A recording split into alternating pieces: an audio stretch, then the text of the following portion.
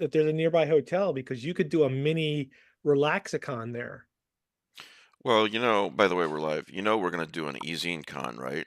I just sort of threw it out there thinking people would, maybe two people would say, hey, that's a great idea. But a bunch of e-zine followers and friends have said that they'd like to do that. Yeah. So yeah, I we're mean, all gonna, you need is a hotel and a pool. I won't be on the pool. So I don't Bar need, wouldn't I don't hurt. need the pool. Oh yeah, the bar wouldn't hurt. Yeah. Yeah. Yeah, we need the hotel and the bar and a restaurant would be good. So, Yeah, yeah. So I I mean, I don't mean like panels, and we'll have some informal couple of panels like today let's talk about this, that sort of thing. all right, Ma- so that's what's called a relaxicon. Relaxicon, absolutely. Yeah. Everybody just sits by the pool or in the lounge or the bar, and things happen organically. In fact, you could describe this podcast as a relaxa podcast, right? Ooh. That's right. We're learning the big $64 words on this podcast, by God. But It's a very specific number, Mike. hmm Welcome back to the Lovecraft Easing Podcast, the little podcast that could and keeps going shouldn't. like the Energizer battery. And our guest today is Shaun Hamill. Hey, man. Hey, I it's was good to just, be back. yeah, I was just telling, yeah, thanks for being here. I was just telling these guys before we started recording that Shaun Hamill is the only person I know besides my family who has seen the book house in person. So, I've so seen it some satellite imaging. oh, I figured you did that. I had no doubt that you did that, just knowing you. I particularly keep an eye on where all the storms are going, and you guys are gonna like not be happy next week. No, I'll be happy if storms are coming. I'm always happy if storms are coming, as long as I don't have to drive in it. All right. If you usually though, if you hear about storms hitting Texas, and I'll have friends say, "Hey, you doing okay?" Yeah, it's in Galveston or Houston, which is any other state, it would be 2 states away. You know, right, Sean? Yeah, yeah.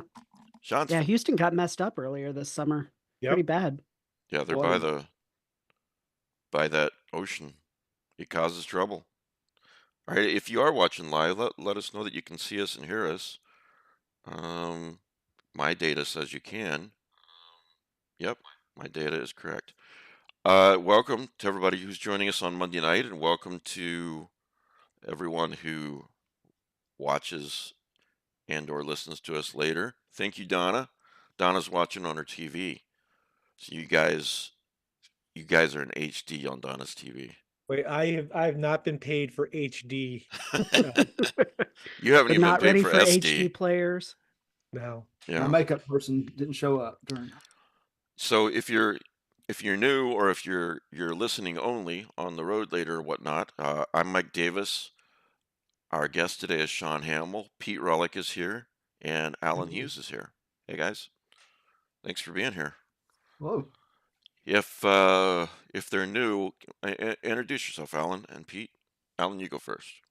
Okay. I'm Alan Hughes. I work on the ezine movie and video game pages, and I've not added anything in a while. So if there's a 2024 movie, I think the most recent movies I've added were No One Will Save You and Lovely, Dark and Deep. So I'm looking for some recent movies. No One Will Save You was really, really good, and I can see the cosmic horror theme. I've not seen Lovely, Dark and Deep. Yeah, we watched it on a movie night, ezine movie night, and it was a lot of people felt it was cosmic horror. Oh, really? I It's like thought Matt said something about he didn't like it, but Well, who it's knows? Matt. Yeah, he was trying to think of a nice way to say that. Oh, Donna says she has one to add. Um, yeah, what is your one to add, Donna? Type it in the sidebar, and we'll have Alan check that out. Right, buddy? Pete. Sure. Why? Oh, Pete Rollick. I pretend to write, um, which apparently makes my publishers happy. And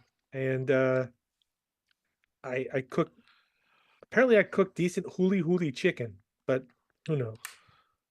Mike Davis. I pretend to podcast, and I'll be doing some data entry later this evening for my wife's lesson plans. So there's that. I've got that going for me. Are you a paid employee of the school district? In a way, you could say that. In a way. No. I'm about a week behind on my lesson plan, so I'm expecting a Well, they're sternly worded email at some point soon. Well, I will not get into this except to say, how can I put this in a really nice way that everyone's fucking bureaucrats. That's all I'm going to say about it. So anyway, Shaun, for those who don't know Hi. who you are, could you introduce yourself too? Yeah, Just I'm because you're the guest and all that, you know. right. I'm Shaun Hamill. I pretend to write, but less frequently or prolifically than Pete does. That's not and always a bad thing. I have 2 novels. Cosmology of Monsters came out in 2019, Yeah. which is how I met you guys. It's a very Lovecraftian horror novel, and then my new one, The Dissonance, just came out in July, and that's what I guess we're here to talk about nominally. Oh crap! You wrote another one? Yeah, I was going to talk about like you're moving over the last year. I am not prepared. Yes, The Dissonance. Yeah, Cosmology of Monsters. If you've not read it, folks, that's a very Lovecraftian book. It's a very good book. I forgot what Stephen King said. He said If John Irving ever wrote a horror novel, it Right. would be something like this. Yeah. Right, which that's high praise, especially from Stephen King. So I agree. I'm there's a reason I have it memorized. I'll oh, tell you how good I think it is. I don't have 1 copy on my shelf. I have 2 copies on my shelf. Isn't one of them that bizarre arc? It is. Yeah. Arc? Advanced reader's copy. Oh, that I thought. Okay, I Yeah. know what an arc is, but for some reason I pictured Noah's Ark as an alternate cover on one of Shaun's I mean, books. the main character of that novel is named Noah, so That's you're not probably too what I far thought. off. No, it was a weird thing. We ran out of advanced readers copies before the book came out, and my publicist had some printed, but they're halfway between what like a paperback novel and like a portfolio you might put a business presentation into. And Pete actually found one in the wild. Yeah. An arc in the wild? Wow. Yeah. Cool. I'm trying to remember where. It was in. Oh shoot! Hold on. Leaf Adams says, "I like the mother background, Shaun." Oh, Yeah. thank you. So I do have Way a question cooler than about my the messy Dissonance. bedroom. Yeah. I have a question about this book. Okay. You gave me a copy. Uh-huh. I don't see a signature anywhere on this. I didn't sign it? No, you didn't sign it. Oh. Man, you're lucky I'm doing this interview. I'm kidding. Well, Thanks you for know, the book. I will tell you, somebody got in my head about signing books if I hadn't been asked to sign them. And so I got a little weird about it. I should have just asked you. That is so not true. I think you can always err on the side of signing them. Yeah, this person wasn't somebody whose opinion I should take. Well, the expert here would be Pete. Wouldn't you agree, Pete? Always sign it. However, I'm going to tell a funny here. There was an old sci-fi writer called James Gunn, not the director, but old sci-fi writer called James Gunn, who wrote a series of books called The Road to Science Fiction. Every copy of The Road to Science Fiction I've ever found has been signed. I've never, in fact, it's rarer to find an unsigned one. So there you go. Maybe there is a limit. But typically it raises the value in a book and all that. Is it about value, or is it just make it more endearing to you? Both. Yeah. For me, it's not about value, but for you, a lot of the time it is, because you're a bookseller. Who you remind me of is a guy in a ghost novella by Susan Hill, The Man in the Picture, and he describes Okay. one of the characters describes himself as an art collector, just not not doing it for a living, although he starts to make a lot of money at it. He's a professor. But he said, my aunt encouraged me to, what was the phrase? Ma- not for my art collection not to be staid and lifeless isn't the word he used, but something like that, but to keep it fresh and keep replenishing it. Like I might have a work of art for 8 years and then I decide to sell it for a profit and I get something else. And you know what I mean? So Hmm. his art collection stayed fresh. And I think about that with with books. So I try. yeah. Like, so I have a complete collection of Nero Wolfe novels, Hmm. all of them. And I'm considering getting rid of it because I've read it 3 times and I don't know what else to do with it. So there you go. Anyway, Well, if you keep it forever, then the profit goes to your kids eventually instead of you. So yeah, let's get back to our guest. I suppose we should. So could you tell the audience what the dissonance is about? No spoilers, obviously, but Yeah. The elevator pitch, I would call it um, dark fantasy with a splash of horror. hmm Uh, it's a novel about a group of friends in the late 1990s who discover that magic is real, but it is predicated on the idea that there's something broken in the fundament of existence, a gap between how things ought to be and how they actually are, and that the tension between these things generates an energy field, which they call the dissonance. can I interrupt real fast? Yeah, In my mind, it's dark fantasy, absolutely, but dark urban fantasy. In other words, it's not Lord of the Rings type stuff. It's set in the more or less quote unquote real world. yeah, that's fair. Yeah. Although urban is such a weird I know. term. Yeah, Yeah. I know. Since it is set mostly in a small town. Right. But It's in that Charles suburban Like DeLint too. Charles fashion. DeLint, for example, Yeah, type of thing. Yeah. 100%.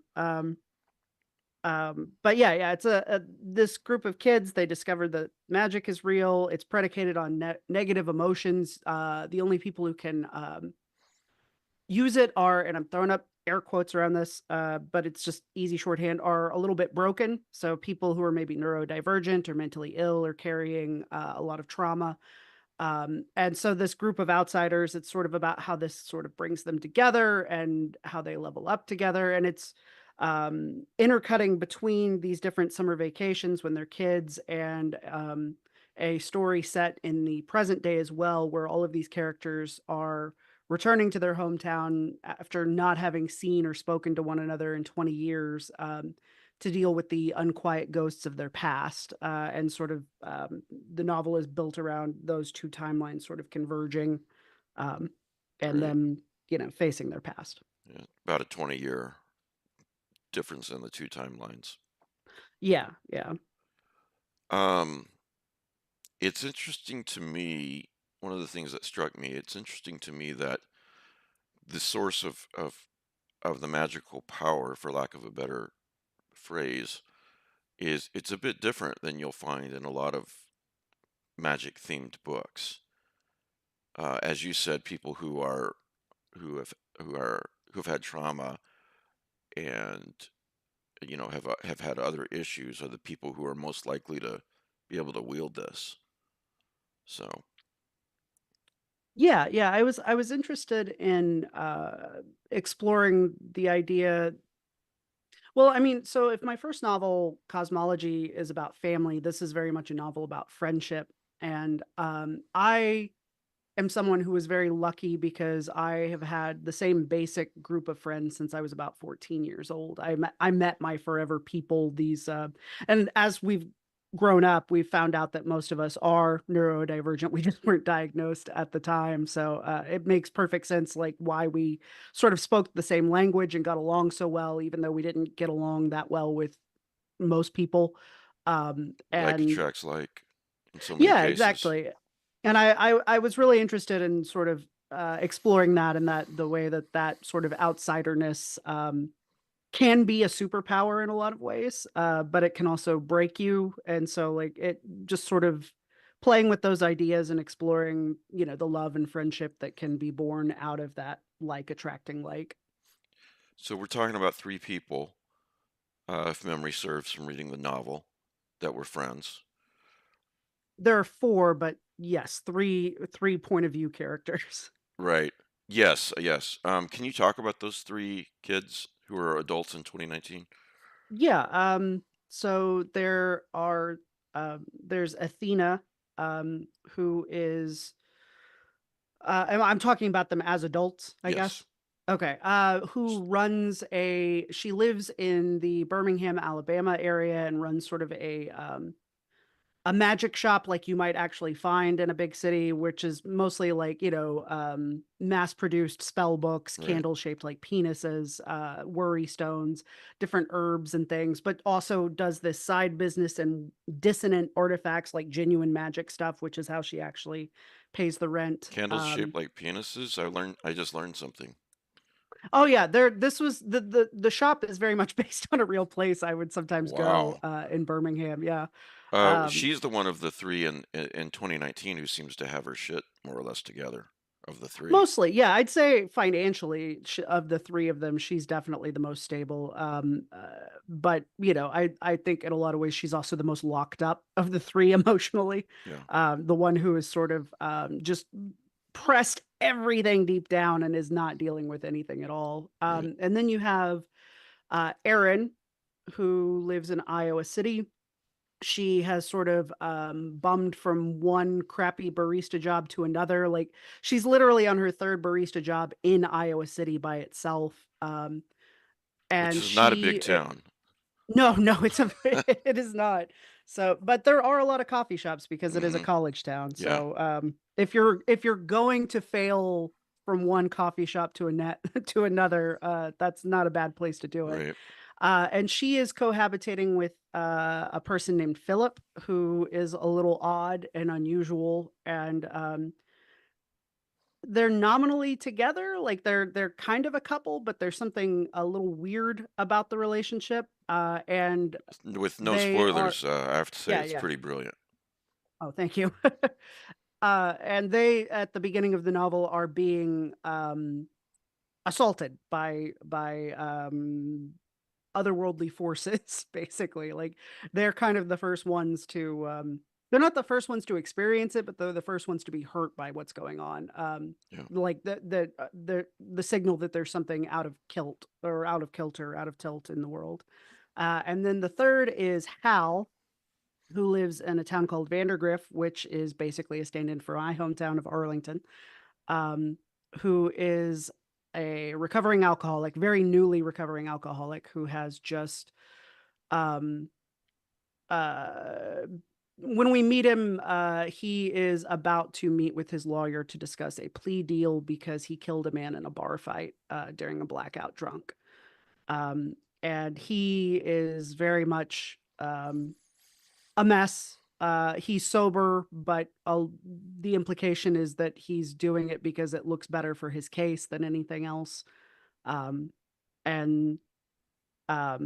these three people, yeah, are sort of drawn back home because of these otherworldly events. And there is a very pointed Facebook invite for the 20th anniversary of it's a memorial service for a bad thing that happened in their town. Yeah.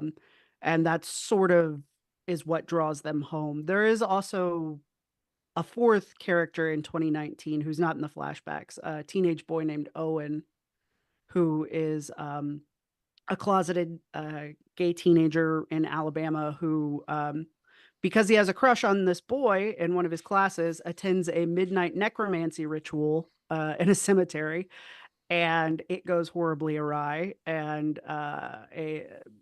all of his friends are killed, and he is taken hostage by the thing that kills all of his friends. And this thing is also very interested in getting back to this small Texas town. Um, talk a little bit about the characters in the late '90s. There are some things we have to be careful so that we don't give spoilers away. But there is a Professor Marsh. These kids kind of get into magic and the dissonance, obviously in high school, and they have this guiding force behind them. Um, by the way, Professor Marsh, was that name deliberate?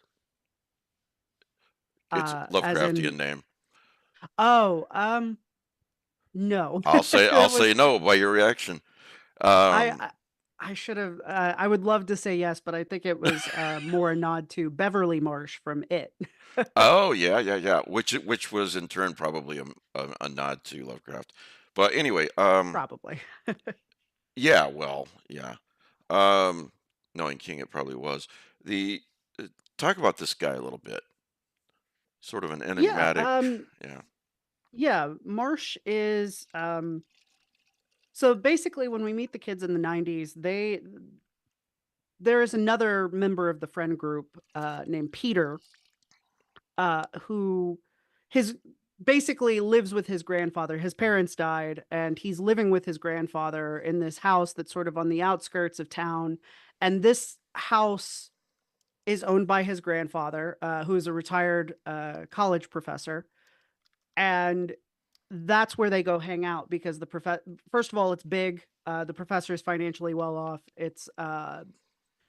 And he doesn't really pay much mind to what they're doing, so they have the run of the place.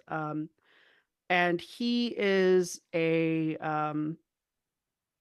pretty disinterested in them until they sort of start to show some potential in this area uh, that they have discovered on their own. The dissonance. They don't know what to call it that, and he decides almost reluctantly to kind of take them under his wing and start training them. It turns out that this has been his life's work, has been sort of the accumulation of knowledge. The thing about the dissonance is it's not, something you can Google, obviously, even in 2019. It's more like the way magic is done in Susanna Clark's Jonathan Strange, where basically it's all in books, and how much you know about it is entirely dependent on the size of your library. And it's not, and knowledge is hoarded very jealously in this Mhm. community. It's not really a community per se. It's more like practitioners who have uneasy, I guess, alliances. But so yeah, he sort of takes them under his wing, but and he does teach them and he does guide them, but he's also a deeply cruel man Yeah. and cold and sort of gives with one hand and then smacks upside the head with the other. So it's a very complicated relationship that they have with him. Um, and that was another thing I was really interested in exploring was I've been pretty lucky. I've had a lot of mentors over my 41 years. And most of them have been pretty good, but some of them, a couple of them, I was interested in exploring the sort of, I mean, you see it all the time with like high school football coaches, right? Like, screaming at the kid, basically doing whatever it takes, like employing any tactic to try and drive the young player towards their potential, right? Whether it's kind or not. And I Oh, was sort well, of and interested sometimes in it's not exploring about that. their potential. It's about, that coach wants to rack up as many winning games as he That's can. fair too. That's true. I'm looking at it from the kindest possible point of view, but you're absolutely right. Sometimes it's entirely selfish. And yeah, they wreck these kids' psyches in the pursuit of this. And so I was interested in sort of playing with those ideas too, and not discounting either end of it, that they did get something out of this, that they did get an education, but also this is not a good person or a model, figure to really look up to. His motivation seems to be two things. Definitely amassing as much knowledge about this as he can, and power that comes with that knowledge. Absolutely. And I think that he sees, especially in Athena, who's sort of the teacher's pet, Mm-hmm. he sees in her a lot of potential and usefulness. Um, and takes a special interest in her that the others don't really get. Alan, do you have questions about this? I think you probably do. Oh, yeah, a few.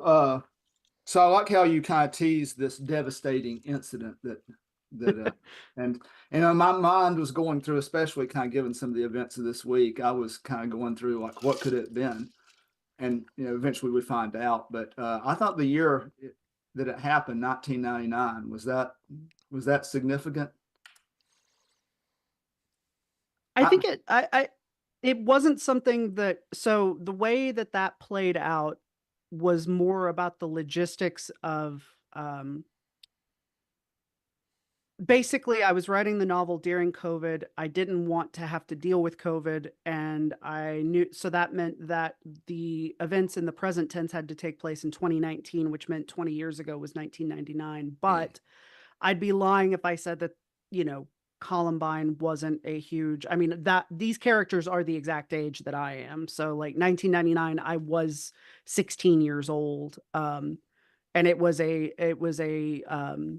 cute, it left a huge indelible mark. So, I mean, it was definitely something that I was aware of, even though logistically that's just kind of how it played out. That's what Yeah. I thought. That was my second year as a teacher, and that was just the effect that it left. You can see it in this town and Yeah. in the book. So In 1999, I'd been married for 3 years already, so just you're making me feel old, man. I mean, I'm starting to feel old myself, so Oh man. I can't help you. Anyway, sorry, Alan. no.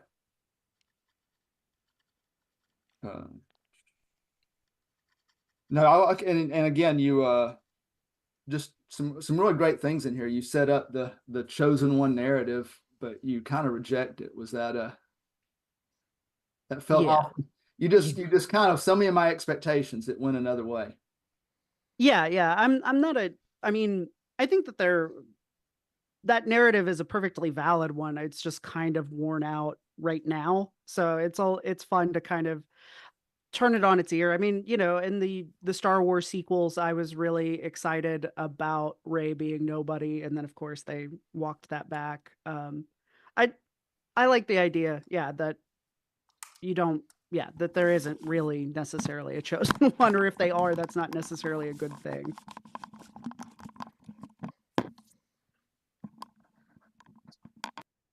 Chosen ones are rarely good things. Sorry about that. I thought I put it on mute yeah. before I messed with my headphones there. Oh, I didn't hear anything. Oh, good. All right. Anyway. Anything else, Alan, that you have?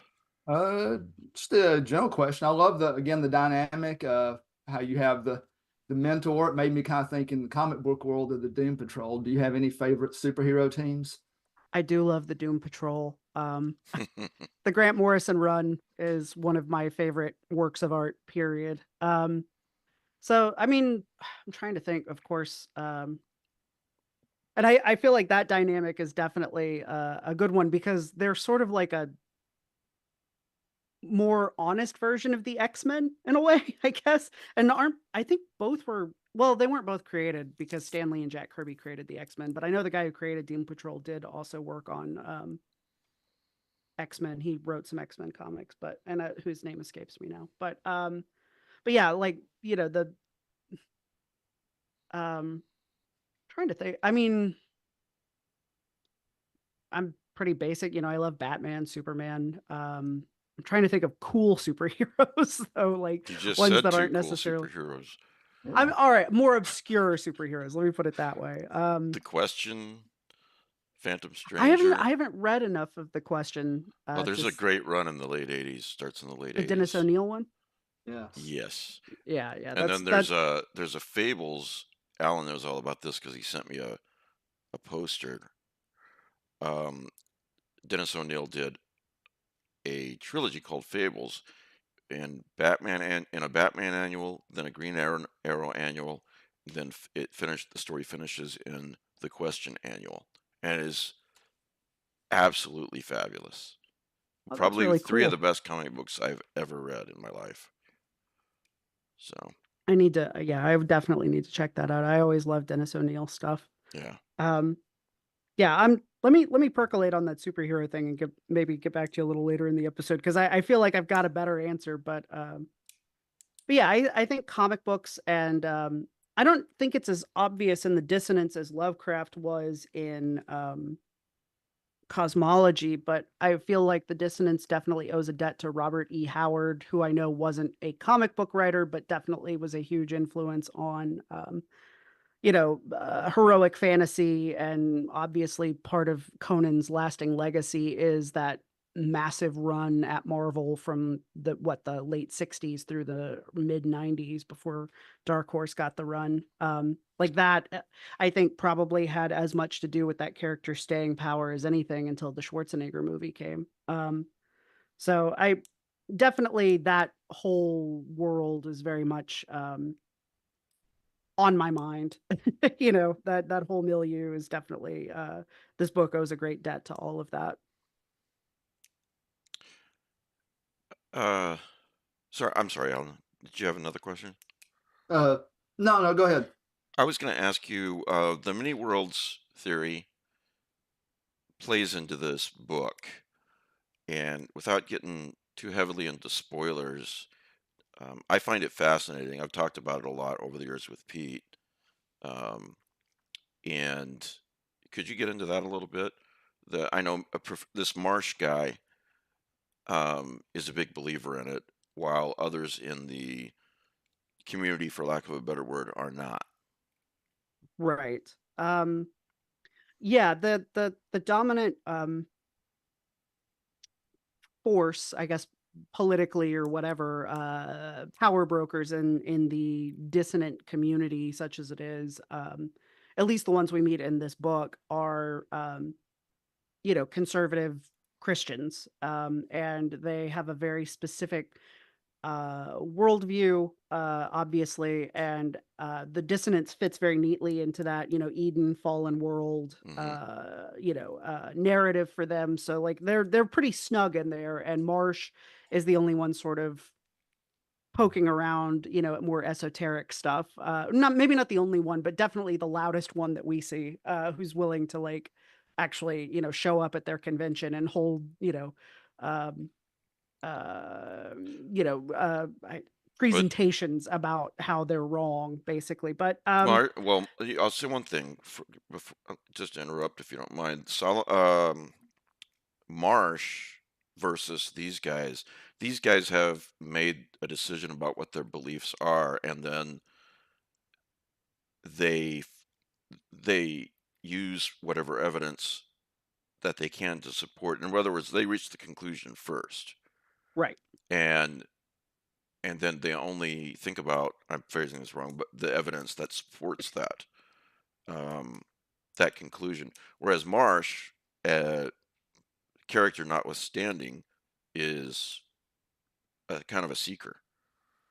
Yeah, he actually wants the truth. Yeah. And that's another thing that I really, if I can toot my own horn, I'm very proud of about the character, is that he's not, I mean, he's very much a Lovecraftian hero, right? Like in terms of like he wants to actually see what's behind the curtain. Goes after this forbidden knowledge and all that. Exactly. Yeah. He, I mean, so, and he, he is the one who is like, in that respect, like just academically speaking, he is the one to get behind, even if personally he's kind of a dick. Yeah. So yeah, I was interested in exploring that. I know I'm using the word explore a lot here. I apologize. I should have No, it's broken out my fine. thesaurus before this. But yeah, I wanted to play with the idea of other worlds, but I didn't necessarily want to get into, again, without getting into too much spoilers, like alternate versions of the same world. you know, like where they're meeting alternate versions of themselves or dealing with that. Although I think there's a lot of really great media that's already kind of played with that, like Fringe or even the Magicians TV show has a lot of fun with that. Right. Uh, so I was more interested in like the one other world we see is a very different sort of I think that's the closest I get into Lovecraftian stuff, honestly, Yeah, no, in it's this not a book. Lovecraftian book. But it is a dark fantasy horror book for sure. Right, right. But that section where they actually visit the other world is I think where I lean into the cosmic stuff the most. And yeah, I wanted to visit another world, but I also wanted it to just raise way more questions than it answered. With that, Yeah. and that might be spoiling stuff too. But yeah, I didn't. I wanted it to be strange. I wanted it to feel like my favorite movie is Alien, and my favorite part of Alien is in the first 40 minutes when they're exploring the derelict ship. You know, and I know Prometheus came along and we got answers as to what that is, but like until 2012, yeah, Pete's throwing up the quote signs too. We didn't know, like, what is that thing in the chair? What is that ship? Why is it there? Like, you know, and Which is more I loved not fascinating than knowing. getting the Yeah, answers. Yeah. yeah, So, yeah. Sean, did you ever read the Dark Horse Aliens comics? I've read a bunch of them. I haven't read all of them. Because Um, there's the engineer is actually I completely different. remember. Yeah, I remember. Yeah, yeah. In that first trilogy, yeah, that Yeah. Mark Verheiden wrote, I think. Yeah. Yeah. Yeah. Yeah. It's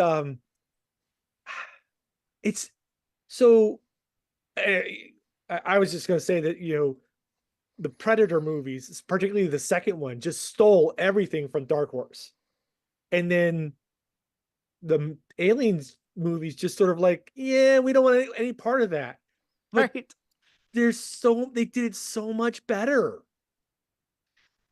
And There's a lot of great stuff, yeah, in those Dark Horse books from the 90s. Yeah. yeah, anyway, sorry, sidetrack. No, no, no. I can geek out about alien stuff all day. I still have the Omnibuy, the Dark Horse did. I haven't read everything, but I've read a lot of it. And yeah, Yeah, I would love to see more stuff like that, yeah. Paul In the alien world. Paul does this really well though with his books. Um, the ambiguity and not giving answers but doing it the right way. That sort of thing. Um, I'm with you all the way on the alien versus Prometheus thing. Yeah, and Oh, what go ahead. I was just going to say about Paul, what I think is interesting there is that he actually usually explicitly will ask the question and leave it ambiguous. Hmm. Whereas I think in Alien, like the question is a little more implied because like none of the characters actually say, what is this? You know, and the film doesn't answer or offer any possible answers either. Whereas Paul will actually kind of at least give us some breadcrumbs uh to choose from. Right. I'll put it that way. And he does it brilliantly. And I wish I could figure out that trick because he does it really well. The mini worlds thing, that Marsh is, I don't know, seeking, made me think of, and somebody just wrote an article about this, made me think of a book that I really like called Universal Harvester by John Darnielle. That's the only one of his I haven't read. Yeah. But I like his other two very much. Set in Iowa, by the way, in the late 90s. So there's, I'm looking at the article now, and there's near the beginning of the book that one character has a discussion with his father about something that, he's a grown kid and he lives with his father. They live together would be more accurate. Um, and in the book, it actually says, and this really took me aback the first time I read it. I thought it was so fascinating. After the conversation's over, he goes, it says, in some versions of this story, there's an argument here because Jeremy feels like his father is being nosy. I'm skipping down. And then it says in other versions, but then it goes, but in this version, he keeps his job at the video hut and then something else happens. And then the article goes on to say, which says that some versions of the story narrative voice arrests us. It will return several times with further asides about the novel's structure, events happening in parallel to other characters, etc. And John Connolly did it in a couple of books too. Like when a character dies, he said something like, in another version, this doesn't happen, and she has children. I'm going to paraphrase this badly, but now all those potential children will never be born in this reality. So anytime many worlds comes up in fiction, I'm pretty fascinated. Yeah, I think what I didn't want to get into, I agree all of that is fascinating, but what I'm worried about is using that as a nothing really matters because there are infinite versions of this person you can pull out of the ether forever. Like, and I think Marvel has stumbled over that. I'll come right out and say it. I think they stumbled over it even in Endgame. I know that post Endgame is where everybody got mad, but like, I think that it does not make sense that Gamora is alive and what's her name, Black Widow, is not at the end of the movie. So nobody really dies. Read. There's no real right. It doesn't make sense. It's arbitrary. Yeah. Well, do you remember the DC Justice League movie, Crisis on Two Worlds? I haven't actually seen that one. Well, you should see it then, because in that one, Alan's nodding. Owlman's speech at the end? Yeah, Owlman basically decides that all of reality, all universes need to be destroyed because nothing matters. What exactly did he say? Do you remember off the top of your head? Like if everything's happened, if there's infinite versions of everything, the only choice that matters is the nihilistic one, destroying everything. Right. And I didn't want to get into that exactly. Yeah, exactly. You know, yeah. Because I agree, Marvel has stumbled over this. Yeah, and the I wanted death to matter. I mean, it's the same thing that Star Trek Into Darkness runs into, where they have the magic blood that brings Kirk back to life at the end, and it does not come up again in the third movie. Right. If you've got this, why not use it for everyone? It, yeah, exactly. Yeah, it'd be the biggest medical breakthrough in the history of existence. Right. It completely changes the world. I wanted death to matter, basically, because there are characters in this book who die, and I didn't want it to lose its weight. So the other worlds had to be literally other worlds, rather than alternate worlds. Yeah. You know, and who knows, if I get to do a sequel, maybe we start playing with that. But in this book, I was like, I ain't touching that. I mean, it's already a 500-page book, so. I loved how you took us to that other world, and you gave us a lot of just amazing imagery, but didn't explain it, and then we're gone. Well, thank you. Yeah, that was most of the fun of writing that part. Well, not everything needs to be explained, and it loses its awe and mystery so much of the time if it is. In fiction, I'm talking about. Agreed. So anyway, I probably said a bunch of things that doesn't really have to do with the book, but many worlds, and and alternate universes. Yeah, okay, so maybe there's a universe where one small thing is different, but if that's the case, then there have got to be many, many, many universes where almost everything is different. Right. So. Yeah, and what are the odds that you'd stumble into one where most things are the same, but only one thing is different? Yeah, exactly. You're stumbling into my territory, Mike. Oh yeah, I know. I figured you would have said something before now. So Shaun, I have this idea that those universes that are like different by like one tiny thing, they collapse back into each other. Oh, interesting. Okay. And so when people remember events differently, it's because they happen to them differently. But the energy that would sustain a different universe isn't strong enough because of that one event. The Mandela effect, you mean? Yeah. Yeah. That is such a cool idea. You should you should write something about this. Which I always interject that a human being making a decision shouldn't be enough power to split a universe and create a new one. Somebody going left as opposed to going right. Yeah. And then what I always say is like, okay, so as long as they're alive and that difference, that decision makes a difference in the greater events, then it sustains. But then once everything sort of coalesces again, those two universes collapse back to each other. Realistically, I disagree. Talking about fiction, I think it's your theory is absolutely and completely fascinating. That's pretty cool. So Anyway. Yeah, I agree. That is very cool. We meander on this podcast, as you know, Shaun. Yeah. I've listened and participated in the past. I remember. He bought his ticket. That's He right. knew what to do. That's exactly right.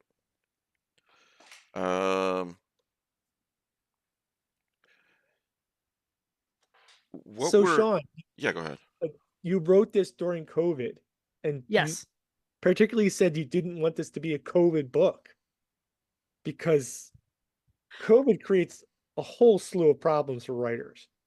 Yeah, it really does. And especially when I was writing it because we were in the middle of it. So it was like, I don't know when this ends. I don't know like what, Right. I was, self-isolating first in a house, and then in an apartment by myself, like, because I went through a divorce during COVID. And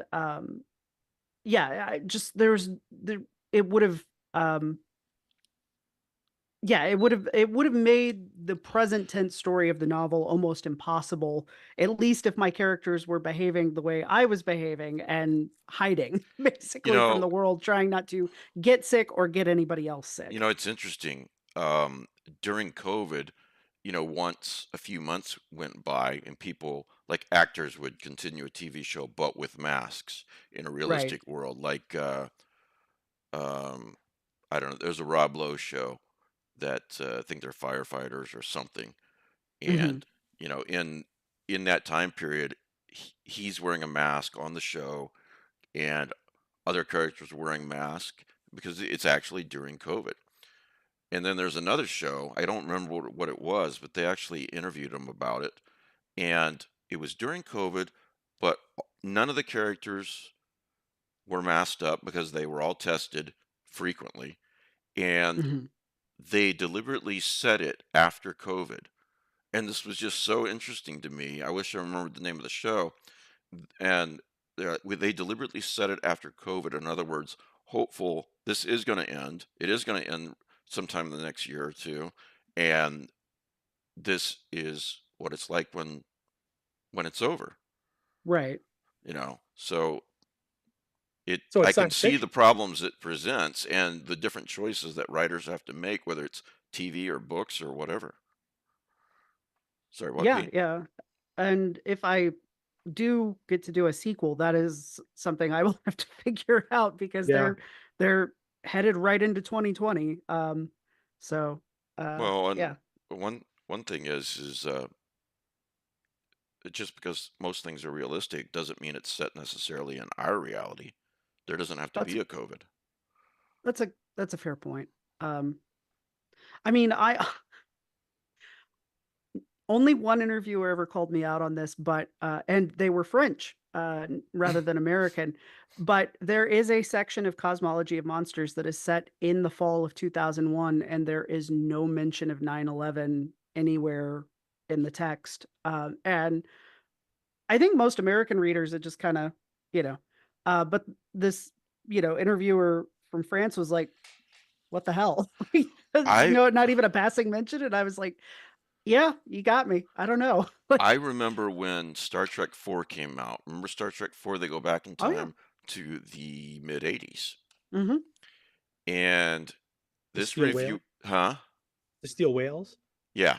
This The whale reviewer heist. of the movie was just incensed that in the movie, people weren't coming up to Kirk and Spock and saying how realistic they looked to the Star Trek characters and things like that.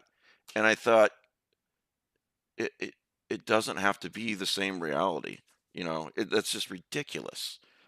And the Yeah. same Yeah. thing can apply to 9/11 or to um, COVID or whatnot. I think I'm going to say her name wrong. AI Jing, am I saying that right? Anyway, she wrote a story where 9/11 almost happened. So yeah, it's fiction. You can do whatever you want. I have a short story called The Best Laid Plans about a monster whose sole purpose is he's actually like an egg sack. He just has to, travel around the world dropping his eggs, um, off in major cities to destroy the world. And the first time he tries to do it, he gets put into a concentration camp. The second time, it's during Fidel Castro takes over and shuts Cuba down, so he's stuck there. And then it's during 9/11, so there's no international travel. And then the next time is during COVID. He just keeps, no matter all he wants to do is destroy the world. And he just keeps not being able to do it. That's a This is really solid concept for a story. this is off topic Anyway, too, but during COVID, didn't you guys I found like I would watch a TV show or a movie set in like a big city or something, and part of the enjoyment was just seeing people out and about normally without masks, you know? one of my It's easy to forget just how abnormal everything was, you know? one of my favorite little I don't know, gifs is this little kid playing on the sidewalk, and he looks up and he says, "Uh-oh," and his mom off camera says, "What?" And he says, "People." And it just, that's where I'm at these days. COVID changed a lot. It just made me realize how much I just want to stay home. Except I go to Necronomicon every year, so yeah. I heard getting out of Necronomicon this year was an adventure. Oh It my sure God. was. I must have taken the You last plane out. you did. Right after you left, it all went to hell. Somebody Yeah. needs to. I was seeing it wasn't just you. There were a few other horror writers in my Facebook feed who were having like experiences. Like Yeah. one guy, I think it was Jeremiah Dillon Cook, got stuck there. Like I think he lived close enough that he was driving, but like the roads were flooding or something, and ended yeah, up like New in a England, yeah. mall or something. William That Holloway was and I had a layover. He was going to Austin, I was going to Dallas, but we had a layover in Charlotte, and man, both planes were late. We stayed there late. oof. Yeah, we got into Palm Beach an hour late. Oh, you And poor guy. yeah, no, but it was late. It was like 9, 10 o'clock at night, which is, Oh my God. for airline travel, that's late. And we get off and there are cops everywhere, and every single terminal is full of people, and they all say delayed or canceled. Because you were in the So, airport same time I was, and I missed you. yeah, both And times. yeah, I got a warning about it Saturday night at the bar, and I was booking a flight early in the morning. I was out of Yeah. there before you even woke up, Mike, I think. yeah, you were.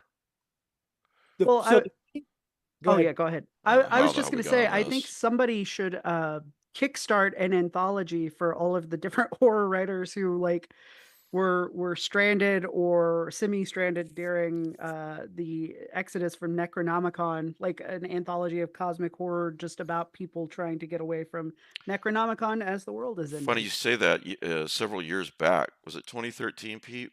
A lot of us did like stories and other things set at Necronomicon. Yeah, the doom that came to Providence. Doom that came to Providence. Yeah. And you Um, can't get that book anywhere. Well, No. I have 2 copies, but So you're think saying I- I have to do a heist at the book house if I want a copy? yeah, Oh, yeah. absolutely. I'll show up ostensibly to sign your copy of the Dissonance. You'll be No, light but- one copy. So one of the things that I mentioned at the coffee clutch to talk about programming is that there's a whole bunch of programming leading up to the convention. Like there's a Wednesday afternoon thing, and there's a Thursday night party, and then there's a Friday morning thing before the con even gets going. But then like Sunday at 9 o'clock, everything shuts down.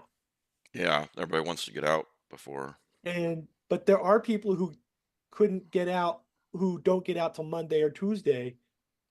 Maybe not official con events, but post con guidance on where there are good bookstores or How about we what's in just button here's business. we're all meeting at this bar. That's my guidance. Sure. That would work. Oh my God, Saturday night was insane. Sean's just like, wanted to I'm go to so glad I'm bed." here. No, What- I brought it up. What was No, what was no, insane about it? Well, at 6 o'clock, first of all, you guys all went to see Alien, Mm-hmm. and I ended up finding Matt at a restaurant, a Chinese Asian restaurant, having dinner with Matt because they didn't want to seat me because they were booked solid, and yet the place was empty. Whatever.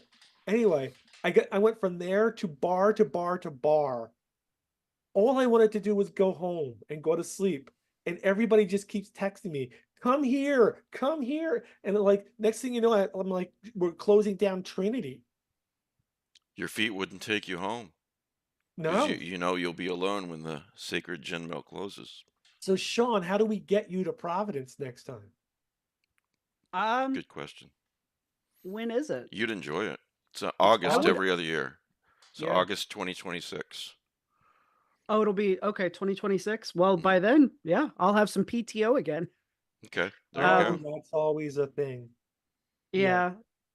This year, all the PTO went to book tour. Yeah. So, which very lucky and fortunate, but also like I would love to actually do something fun. I mean, you- it is fun, but it's work, right? Are you you don't get to hang out with your friends much, or right? shut down the bar. Yeah. Are you teaching now, or?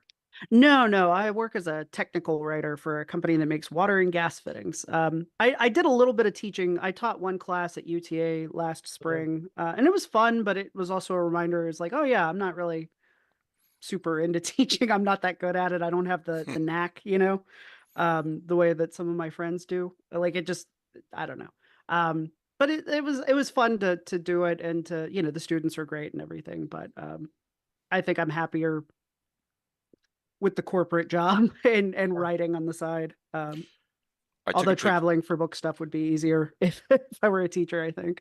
I took a picture of one of your books at the Barnes & Noble in Arlington a while back, and I couldn't find it. And he's like, "Oh yeah, it's over here." Or, it was on display. I just couldn't find it. And he's like, the guy who helped me was like, "Yeah, and he used to work here, and now he's this big time author." I'm like, "Yeah, I know, friend of his." I wanted to send this to him. So, little known fact: Shaun used to work at the Barnes & Noble in Arlington, Texas. So, That's right. 8 years. which Yeah. I frequently. All right. So I'm going to do the obligatory Matt question. Yeah, there you go. What are you working on now? Because we're done. We're done. So I questions, but have that's okay. I have 2 IP novels in the one is already in the can. I'm just waiting on edits, and the other one I'm writing right now, which is really fun. I grew up reading movie novelizations and tie-in stuff, so definitely something on my bucket list for a long time. Like I Sweet. chased this job. The Conan book? Oh yeah, I had the Conan story that came out earlier this year. Yeah, it was a little ebook. I can't say what I'm working on now, but not too far afield. But yeah. I've been playing in that, and kind of waiting to see how sales shake out on the Dissonance before we decide what the next, me book is. Sure. Yeah. Yeah. Because I would like to do a sequel to this, but if the numbers just aren't there, at least now, then I've got another idea, just for an original novel that I would like to do. Okay. A question that I'd like to ask um, is this: what does, as a writer, what does success mean to you? What does it look like to you, or what has to happen in order for you to say to yourself, I'm feeling successful. I feel successful in what I'm doing. Um, a lot of times these kind of, we call them rules. A lot of times these rules can be subconscious until we think about them and realize that we do have these rules. We do have guidelines for what will make us feel this way.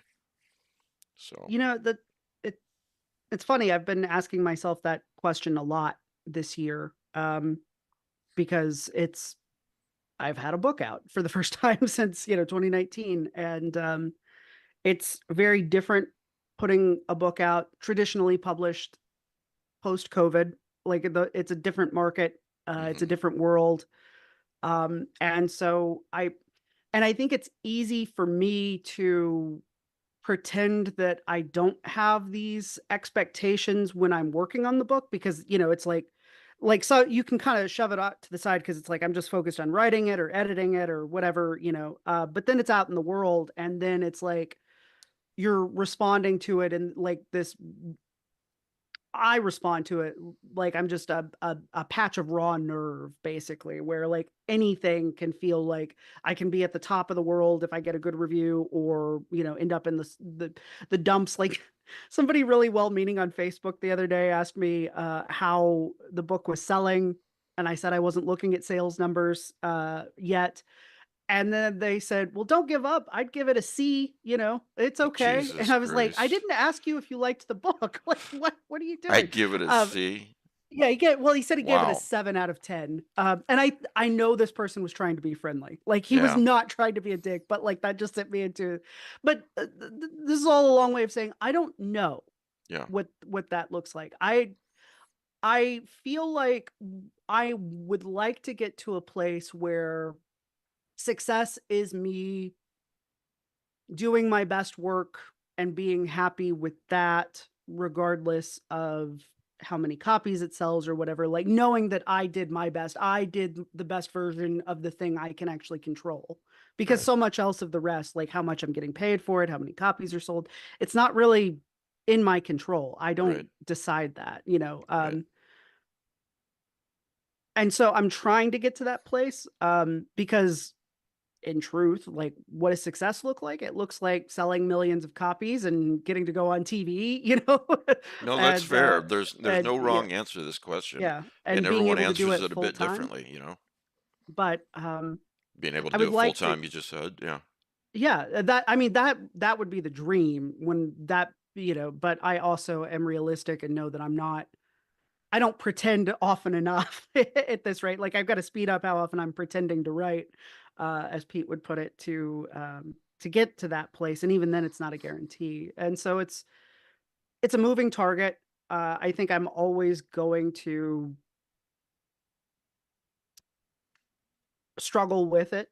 Sure. I would love to find peace with that at some point, but it's not where I'm at currently. And just given how much the world changed between my first and second books, I mean, if it's another 5 years before my next original novel hits, like the world might look very different then too. So like the target may just change and change and change. But yeah, I think just doing my best work and getting my ego out of the way as far as like what I'm entitled to or what I deserve. I mean, it's okay to hope for those things, but not to feel like I failed if they don't happen. You know what I mean? It's it's one of those things that I think of as simple but not easy. You know, uh, Absolutely. Alan, do you remember the name of the actor who played the being who found Doctor Who, or at least the name of the character, so I can look up her name. Te- What's that? Now I'm blanking on it. Tectama. Well, maybe you can Google her name if you Okay. got a second, if you don't mind. Sure. We interviewed her a couple years back, and I should get her back on because she's a sweetheart, and it was a wonderful interview. This actor played the being that found Doctor Who in the controversial, found the baby version of Doctor Who from this parallel universe or another universe or whatever. Hasn't really Sorry, been I explained. was close. Tectaeon. Tectaeon. And Yeah. what's the name of the actor?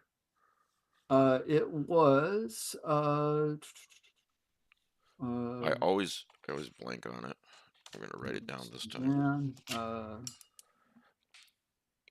Anyway, she said we were talking about something similar to this, Shaun, and she said, if you want to, I'm going to paraphrase it badly, but something along the lines of, if you want to follow your dreams and pursue your art, full time, you have to be willing to be poor. And I haven't forgotten that, because I thought that those were really wise words. That in we, rich people have a lot of choices. People who aren't rich don't. And sometimes the choice is, do I want to follow this dream and not have as much money, or do I want to do the 9 to 5 thing forever and pursue a career? And it's not that cut and dry. There are many people who pursue a career that is their art. Alan's an example. My wife's an example. Great teachers. Right. But I just thought that was really interesting, and I've not forgotten it since she said that. Yeah, absolutely. And it reminds me too that Thank you, Ceylon Baxter. Yeah. the before I sold my first book, like I was very surprised that I sold a Lovecraftian horror novel to a big 4 publisher. I'll put it that way. Like I was looking at like, the small press indie horror stuff that I was reading at the time, and like, yeah, this is where I would be happy. And I know that there's no money involved in this, like, Right. or if there is, it's very, very little. And so it's a good reminder. It's like, I would have been so happy to have ended up in that space too. So I think that just getting my head on straight and remembering like that's where I dreamt of being. And like, I ended up in this other space that's really wonderful and amazing and comes with a lot of privilege. But it's not the end of the world if, the career goes a different way. If I do start looking at smaller publishers or contracts or whatever, because those are the people who are interested in publishing what I'm most excited about writing, my truest art, right? I think that's very wise, to frequently just to have that, to remember that, and to keep that perspective again, that you would have been happy if you would have been told 10 years ago this was all going to happen. You would have been like, holy shit, I'm going to hit the big time. If you would have been told that Stephen King was going to read your book and have something really nice to say about it, you would have been like, no, that's not going to happen. That can't happen. Yeah. And it did, and Yeah, absolutely. so, yeah, I ask that question with no judgments when I ask it to any creator. I just think it's an interesting thing to think about, and it's an interesting, the different answers that I get are always interesting to me. By the Yeah. way, for those who are patrons and you haven't seen it yet, or if you're not a patron, I recently did a deep background in the deep background series with John Langan, and it was 2.5 hours we chatted, and he wants to do a part 2, which we're going to do, but we tackled that question as well, and he had some really, well, it's John Langan, right? He had some really interesting things to say about it. So yeah, if you're not a patron, it's just $5 a month, but Yeah, I don't right? get the same answer twice with that question. Pete, you were I'd gonna be say very something? interested to hear John's answer. Yeah, I'll have to cough up for the Patreon for $5. That seems like a bargain. There's a lot of extra podcasts on that for $5 a month, especially coming this like 4 years after I started. The $5 a month is you're already got like 150 or whatever it is Wow, podcasts in you've there. been busy. Yeah, I try to stay busy. Keeps me out of trouble. Pete, were you gonna say something? Yeah. So as I wind down my day job, because Life. yeah, that too, life. Mandy and I are having this conversation about what are you going to do when you retire, and she's very concerned. And what I've come to learn is that when she was growing up, her dad only got paid once every 6 months. Ooh, Wow. He made a decent salary, but he got paid in 2 lump sums every year. but you got to be disciplined. Make sure you get all your Yeah. bills paid. Yeah. And so, like, when they got paid, when he got paid, they had to pay for car insurance for the next 6 months, medical insurance, you know, car payment, everything. Like, big chunks of this money just went away really, really quickly because you're paying for everything up front, say for 6 months. And then, like, you have to, but you can't do that for like gas and groceries. Right. So you have to be disciplined and realize that, you've got to make this money last. Right. And that is kind of like what writers see. It's like you get a big check, you get a signing bonus, and then you get a publication bonus, and then you've got to make up your advances, and Yeah. then you got to see little drips and drabs come in. And he's like, if you get an extra $50 this week from some short story you sold 8 years ago, that's great news. Yeah. It's kind of it's a rough job. It is. Getting back to the success thing for just a second, I was going to say to you, Shaun, that I guarantee you, whether it's live now or listening later, that there are writers and beginning writers and not beginning writers listening to this interview thinking, well, if I could just do as well as Shaun Hamill has done, that would be awesome.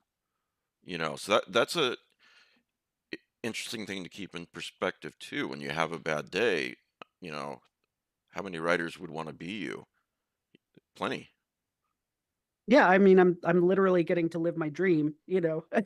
So, like, the thing I wanted to do, I mean, it comes with other things. I still have the day job and everything, but I am technically doing exactly what I've wanted to do since I was a kid. Yeah. And um, that is an incredibly privileged place to be. I'm And very lucky. and a lot of and we all have bad days. I'll be the last person to. I'm not judging you or anyone for having a bad day. And God damn it, why can't things just go right? And why didn't this happen? We're all just human, right? Right. But it also bears mentioning that writers that a lot of creators and writers look up to, like John Langan, like Paul Tremblay, those guys have full-time jobs, you know? So, it's Let's be clear, Paul had a major movie made right, and he's still teaching. right, Yeah. That blows me away. Yeah. right. But it And also makes me feel a little better too. Oh, exactly, that's exactly. my point. Yeah. Yeah. Um, and Laird does not have a full-time job. Now, without getting into specifics, of a friend, but obviously his health is part of that. But before that, he didn't have a full-time job either. And I guess that's one of those decisions that you make that Salem Baxter was talking about. Make a decision that you want to do this full time, and maybe it's going to lead to not making as much money. So who knows? Yeah. Yeah. That's a decision that every creator has to make. Do I work some? do I work full time? Do I not work? And the ups and downs with that, and the lack of Well, insurance with that. I mean, yeah, that was the main reason I ended up at the job I have now. Was I just needed the person I was married to had some health issues, and we needed insurance as soon as possible. Right. And it's lucky because it's a good job, and it's I've been with them for 7 years, and it's what got me back to Texas after COVID and everything, where all my friends and family are. But I'd also be interested, I guess, to know for writers like Laird or like I recently saw Rachel Harrison, who's, hmm a friend and one of my favorite working horror novelists, post something on social media about how she actually does write about 8 hours a day. And at most, when I was at Iowa and my job was to write, it was still only about 2 hours a day I was at the desk. Like that Yeah. was about as long as I could stand to be with myself that way. Um, I assume and Rachel doesn't have a job. not anymore. Okay. Not anymore. She's one of those wildly prolific and successful writers. So Yeah. that I think, yeah, she's doing well enough that she can live, she and her partner are living with, their two occupations. I don't know what he does, but she writes. And but yeah, I'd be curious to know, like, even without the day job, like how long do most writers actually write? Like I find that for me, the writing goes a little bit better if I actually have something else that's occupying most of my time, and the writing is just very compartmentalized. When the writing became the only thing for me, I kind of lost my mind, like in Iowa for a little while. Like it was scary. I got the worst writer's block I'd ever had.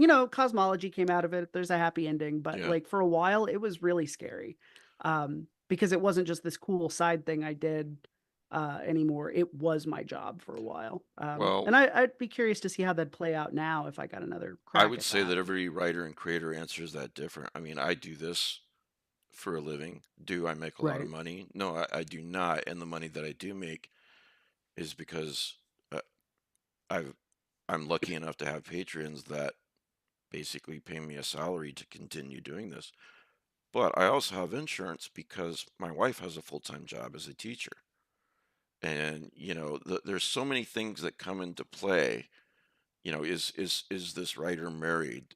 So the other person, Dean Koontz's wife told him, "I'll give you 5 years where you do nothing but write, and if you can't make it by then, you're not going to make it." You know, and he did okay. Yeah, he did all right, old But Dean. there's so many different answers to this question, you know. So yeah. I think the on this topic, last thing I'll say is it bears mentioning that guys like Lovecraft, who were financially not a success, to put it mildly, in his Right. day, there are many writers. Pete, you have far more knowledgeable about this than I am, but there are many writers that were writing in the same, in the day when Lovecraft was around. Sorry, and made quite a bit more money than him that we don't know about or think about much at the very least. Right. Like So Seabury Quinn was apparently quite successful, sure, but you look at Lynn Carter or Fritz Leiber, they basically were still making the same pay rate that they were making when they were young. Fritz Leiber notoriously was living in like in a garage garret, still writing on on the edge of his bed with the typewriter. Uh, William F. Nolan, same way, ended up living in somebody's basement. Um, what I took what Salen had to say about you have to be willing to be poor doesn't mean you're always going to be, but no, you have to be willing to be. And another way to look at that is you have to be willing to have very low overhead. Fritz Leiber, that's a really good example of that. yeah, we talked about this, bunch of us talked about this at Necronomicon. There's a difference between writing and the business of writing. Yeah. Very much. Yeah. The business of writing is completely different. You know, particularly if you're writing short stories. I mean, I've got to build a bibliography, track those stories, make sure I get paid, track when I can be allowed to reprint that story, and send it out again. It is a whole other job just to manage your writing. It is, but bears mentioning, compare yourself to Shaun here, who writes novels, doesn't really send out short stories, right? No, I would like to get into that game though. But So you're right. You're very prolific, Pete. You send out a ton of short stories, and that does Yeah. entail a lot of work keeping track of. Right. Right. Um, but yeah. it's a whole separate business, a whole separate career to manage your writing. it And is.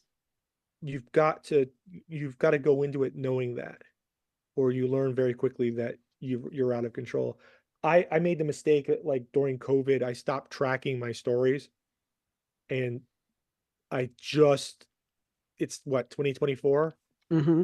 I just updated my bibliography, like the week before Necronomicon, and that was a huge mistake because it took me. I was I completely forgot some stories. So, yeah, Yeah, I gotta. remember a bunch of people at Necronomicon. We were deeply, deeply ashamed of Pete for Yeah. letting the ball For not go. having his bibliography Well, updated. Right. Can you give us a story count, Pete? No, I can't. I can, but well, is it stories by me or is it stories with other people? But like Lovecraft? No. God, I've Shaun, written go ahead, Pete. I'm Shaun sorry. Hamill. Yeah, you write a lot. You do. How many short Who? stories have you written? Who, You. me? Yeah, you. I have no idea. 500? No, hold on. At least several hundred, minimum. 400. Shaun, this is just Necronomicon is so fun, so laid back. You're with your own geeky people, if that makes sense, and you gotta go. It really is a lot of fun. You gotta go next time. I've been Hey, wanting to we could get fly out more. together. Yeah, We're both gonna fly from DFW, man. That's true. Yeah, let's You should let's do it. circle back a little closer too. But yeah, I would You got 2 years to plan, so you got plenty of time. No exactly excuses. to plan and save. And no, it's so one of the nice things about the release for this book. So when I released Cosmology in 2019, every event I did, I pretty much did by myself. And there's been a shift, I guess, towards most author events. They try to have somebody in conversation with the writer now. Mhm. And so I've gotten to meet and hang out with so many cool writers this summer. And and just, people who, like, I don't know, it just reminded me how much I've been missing by not being more a part of these communities that Yeah. I'm technically a part of. Like, It I gives just you a lot haven't of been able energy to. back, doesn't it? It does. It absolutely does. Like, I got to moderate for Gabino Iglesias a couple weeks ago, and that, like, I practically could have floated out of the bookstore, like it was just so nice. And he's such a sweetheart. But yeah, I would like to go to more things and be more a part of the horror fantasy geek communities. By the way, keep me in mind when you do that, if you don't mind. If you're talking to somebody and you think they could benefit by being on this, you know, Yeah, tell them about it or absolutely. tell me and I'll contact them or whatever. Yeah, So, I once we're off mic, I've got a name for you actually. okay. Pete, do you have a number for us? I do have a number. Okay. There are 150 distinct data points in the published page. There are Damn. You know what we 30. should really do is we should really put this in Obsidian, and then we could have a you've used Obsidian, right, Alan? Yes. Yeah, and then so you know what I mean, the graph um pages on Obsidian where every point that links to every other point, which would happen to a lot in Pete's stories, would be linked. It'd be like having your own small um internet of your stories with Yeah. hyperlinks. Uh-huh. Well, that's what somebody did for Laird, and it's online. I can't remember his name. I should know Nice. his name, but yeah, That sounds like geeky stuff that I do using 3x5 cards and string. it's exactly like that. But it's I exactly used a like lot that, of but 3x5s electronic. when I was outlining the dissonance. I'm just saying. I still have it rolled up someplace. I have I timelined the entire novel before I wrote it, and I had it like it was like 25 pages long, and I had to string it up on the wall. A forest died that day. Because I had to see, and then there's like, so there's the timeline, and then there's like the pieces that go around. It's like, okay, and this is linked to that, and you know, it's just That's what you can do with obsidian, only you're not killing any trees, and it looks a lot cooler. I need to see it holistically. Okay. I guess the last question I have for you, Shaun, is what have you read lately, the last few months that you've enjoyed that you'd like to tell people about? Well, so I actually am just finishing up So Thirsty. You can't see it because of my background. So Yeah. Thirsty by Rachel Harrison. Her new novel, her vampire novel comes out tomorrow, actually, from when we're I recording think this. if you put So it in front of your face, since you're in front of your body, it'll. Yep, there you go. ah, Mostly, it keeps sorry. adjusting for it. Yeah. Sorry, Rachel, I tried. But What's the yeah, title it's again? So Thirsty. So Thirsty. Okay. Yeah, and I'm if you are in the Dallas-Fort Worth area on Friday night, I am moderating a conversation with her at the Dallas Half Price Books. So I'm Oh, very really? excited about that. Which Yeah, which one? There's the more than one. mothership store, the big one. Oh, okay. I can give you the address if you want it, but I don't remember it off the top of my head. But I read that. I also really enjoyed Gabino Iglesias's new book, House of Bone and Rain, was terrific. I am reading V. Castro's new short story collection, the In the Pink Agave Hotel, I believe it's called. I got an arc of that, and it's really a lot of fun. Like, it's short stories in a novella, and it's very sexy and scary. So it's really a lot of fun. I really like her writing. And I also recently read a novella by LP Hernandez called, I believe it's called In the Valley of Headless Men. And I think that Interesting one title. might have, yeah, it's really, really good. And I believe his short story collection just ended up on Esquire's like best horror of the year so far. I think it's called like No Gods, Only Chaos. I may have that wrong. I apologize, LP, if I got that wrong. But I haven't read that yet. But the novella was really, really good. And definitely up. Yeah, No Gods, Only Podcast. Chaos. I just looked Yeah, it up for you. yeah. But yeah, I really like his stuff, and I think has just started a new press, which is really exciting. Picking up from one of the, let me see, Holy crap! No Gods, Only Chaos looks really good to me. yeah, it's yeah. I luckily LP was one of he moderated my event in San Antonio, so I got to get him to sign my copies or copy of that one. And I am looking forward to diving in maybe spooky season. So I'm sure I'm forgetting a ton of stuff, but that's just some stuff that springs to mind immediately. Well, I I appreciate got the to try doing. recommendations, especially that one, because that just me personally, the kind of stuff I like. Yeah, That- yeah. That's out of stock on Amazon. Huh? That's a good. It, It's out oh of yeah, stock on Yeah, Amazon. I just bought the Kindle version, which was pretty inexpensive. I think that's because there was something to do with the publisher. Like, it came from one of those smaller horror publishers that went under recently, and Dark Regions. I think so. And There you go. he is working That's a whole on starting. conversation right there. Yeah. I don't know enough to speak authoritatively, but I do believe that he has partnered with someone else to start a new press, and that his collection will be back in physical print soon, but it is Good. still very much available as an ebook, Oh, inexpensive ebook at that. So No, definitely it's not check it Dark out. Regions. It's something called Sobello Books. Well, that's second edition though. Yeah, I don't know Sabello is what the the one hell. he just founded. Okay. Yeah, that's Well, the anyway, Yeah.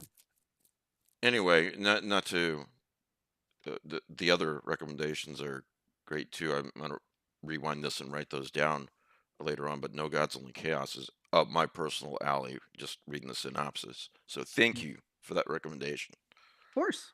So, guys, anything else for Shaun before we let him get back to his evening? No. You'll get in 2 hours now. Yeah, exactly.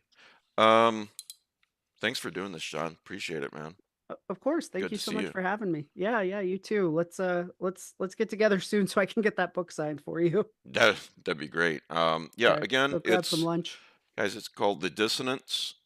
It's definitely worth you picking up and reading. It's available in print and Kindle, and it's also available on Audible if you're an audiobook person. So, which I spent a credit on it on Audible myself. So, so bear that in mind.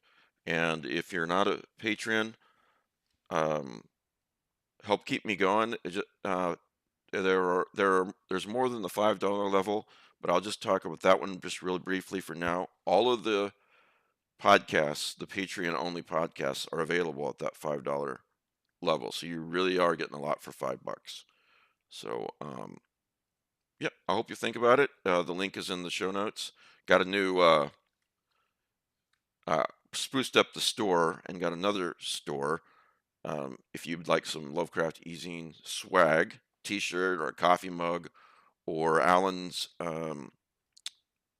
work of art titled Joe Pulver Welcomes Rickley to Carcosa, which my coffee mug is on its way for that too. So, and my shirt.